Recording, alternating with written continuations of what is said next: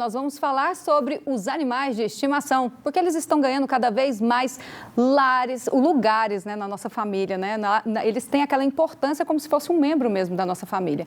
Mas quando o casal se separa, como fica a guarda desses pets? Então, esse assunto é muito abordado e nós vamos conversar agora com o advogado especialista em direito da família, Cristiano Melo. Obrigada, viu, por participar aqui com a gente. Seja bem-vindo. Vamos direto ao ponto. Quem fica com a guarda do bichinho quando o casal se separa, doutor? Tudo bem? Primeiro, eu quero agradecer o convite, estou sempre à disposição. A legislação brasileira ainda trata os animais como se fossem bens, como se tivesse uma propriedade. Mas nós temos jurisprudência que tratam os animais como se fossem filhos. Então, no caso de uma separação, nós temos duas correntes. Uma corrente que fala quem comprou, quem pagou por esse animal, quem ganhou esse animal, ele é o dono. E outra corrente que é uma corrente mais da socioafetividade. Aí essa corrente vai ver quem cuida desse animal, quem leva ele ao veterinário, quem passeia com esse animal, quem assume as responsabilidades, tal como se fosse um filho. E aí os juízes decidem por base nessas duas teses. Então, quem tem a participação maior, pode-se dizer que quem é mais ativo no cuidado com o animal tem essa guarda definitiva no caso de ser definitiva. Mas compartilhada, como que fica? Os dois têm direito? Quem participa mais tem, teoricamente, teria o direito à guarda, partindo dessa corrente, né, da socioafetividade. Mas ele precisa provar, tem que provar isso daí, tem que deixar esses registros bem claros, senão vai ficar a palavra de um contra o outro. Agora, no caso da separação, uma guarda compartilhada, ela é possível, mas aí nós não podemos tratar animais como pessoas. E o gato? O gato, por exemplo, ele gosta do espaço, ele é territorialista, às vezes ele gosta mais da casa do que do dono. E aí esse gato vai ter uma guarda compartilhada, onde ele vai ser retirado daquela casa e levado para outra a cada 15 dias. Isso aí, na minha opinião, é uma violação ao bem-estar do animal. Então, isso precisa ser pensado também. Você acredita que daqui uns próximos, futuros, um futuro próximo, possa exigir uma legislação que realmente faça com que exista a lei que prevê realmente o que é de direito e dever desses casais? Porque a união estável prevê essa questão da divisão e também o casamento, né? Como que fica isso? Nós temos um projeto do Código Civil, então nós estamos na dependência do nosso Congresso querer trabalhar e fazer esse projeto ir adiante. Nesse projeto já estabelece a tratativa dos animais no sentido de uma guarda que pode ser unilateral ou compartilhada. Aí, nesse pressuposto, o animal seria visto como um membro da família, que se encaixaria no conceito de família multiespécie. Como que vocês têm tratado essa questão que o senhor acabou de abordar, que é a questão do gato, que é territorialista, né? Como que fica a questão dele? Vocês orientam, o juiz entende, já pegou algum caso onde o juiz entendeu que era melhor ele ficar ali e receber a visita do outro que tinha o casamento com aquela outra pessoa que ficou no local? Como que vocês trabalham isso?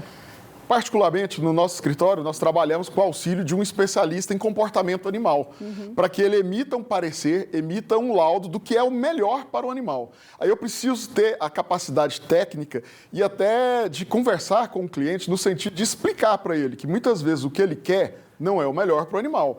E num caso desse é como uma criança. Eu tento sempre apresentar a melhor alternativa para a criança ou para o animal. Então, a minha função é explicar isso para o cliente com base em dados técnicos. Pergunta um pouco polêmica, doutor, porque eu acompanhei um caso em Brasília, o ano passado, onde um casal se separou e nenhum dos dois queria ficar com o animal. Um afirmou que traria lembrança afetiva e isso faria mal para ele poder se recompor e seguir a vida, e o outro porque já não tinha o cuidado mesmo de ficar ativo nos cuidados, como o senhor citou aqui no início, levar para vacinar, pet shop, os cuidados básicos, como se fosse uma criança. Nesse caso, o abandono é crime, mas nenhum dos dois querem ficar com o animal. Como que fica essa situação? Primeiro, isso aí configura uma tremenda irresponsabilidade afetiva. Com certeza. Porque quando você decide ter um filho ou você decide adotar um pet, você precisa saber que o pet vai estar ali com você de 10 a 15 anos, se for um jabuti, 90 anos. Então, assim, a pessoa precisa ter esse pensamento.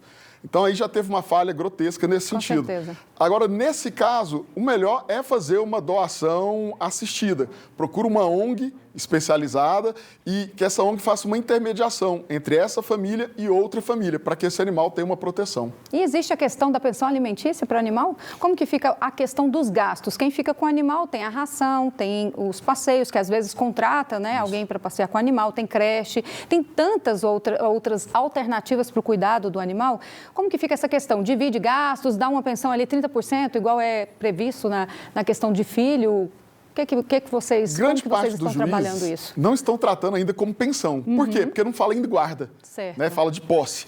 Aí esses Por juízes, conta da lei, né? Justamente. Okay. Esses juízes que tratam como posse, eles podem determinar uma ajuda de custo.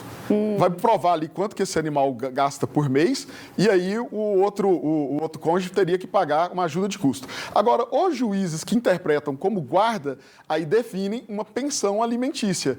Por óbvio, ela não vai alcançar os patamares de uma criança, mas ela é baseada nos gastos do animal, seja com creche, passeador, veterinário, etc. Então, depende de quem está analisando o processo, o juiz que está ali que vai dar a decisão final. Por isso que é importante o advogado analisar as decisões daquele tribunal para saber mais ou menos o que cada juiz pensa, para ele tentar trabalhar mais ou menos de acordo com aquilo. Para quê? Para que ele tenha um resultado positivo para o cliente dele. E tomara que exista possa existir logo uma legislação para poder sanar todas essas dúvidas e não ficar no achismo do que a interpretação de um e de outro é favorável, né? Acho que a interpretação, tendo lei para você usá-la da forma correta, aí você acaba inibindo um pouco mais as interpretações equivocadas também, né, doutor? Eu sempre falo que tomara a Deus que essa legislação saia o mais rápido possível para que nós não tenhamos que ver o STF legislar a respeito disso e definir algo sem parâmetro nenhum, porque o STF não vai consultar o Conselho de Medicina Veterinária, não vai consultar as associações de criadores para entender o que é melhor para o animal ou não. Vai mandar ali de forma extremamente seca. Já no Congresso tem a participação do IBDFAM, que é o Instituto Brasileiro de Direito das Famílias, e da OAB, que nós emitimos diversos pareceres, inclusive aqui na Comissão de Direito das Famílias de Goiás, nós fizemos vários pareceres técnicos para mandar para a bancada goiana, para que eles façam a melhor legislação possível. Isso aí, doutor. Muito obrigada pelo seu esclarecimento aqui no nosso quadro Vida de Bicho, que é muito importante, né? São muitas dúvidas relacionadas a esse assunto, um assunto muito polêmico, é um assunto também muito querido, que mexe com as nossas emoções, porque o animal, gente, é membro da família, não adianta. Doutor Cristiano Melo, né? Muito obrigada pela sua participação aqui no TJ Goiás e volte mais vezes. Obrigada. Estou sempre à disposição, só chamar. Obrigada.